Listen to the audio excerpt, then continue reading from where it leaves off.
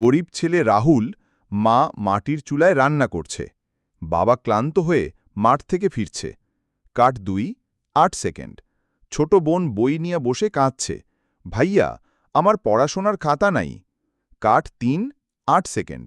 রাহুল মায়ের দিকে তাকিয়ে বলে, আমি কিছু একটা করব মা, তোমাদের কষ্ট শেষ হবে। কাট 4, 8 সেকেন্ড।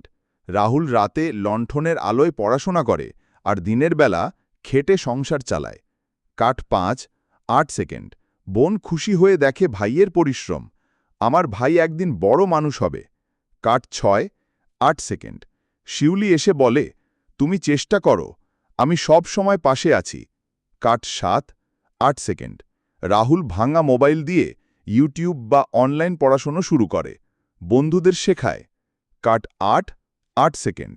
ধীরে ধীরে তার ছোট টিউশনি সেন্টার হয়, যেখানে গরিব বাচ্চারা ফ্রি পড়ে। কাট 9, 8 সেকেন্ড। লোকজন তাকে ভালোবাসতে শুরু করে। রাহুল গরিব হলেও সোনার মতো মন। কাট 10, 8 সেকেন্ড।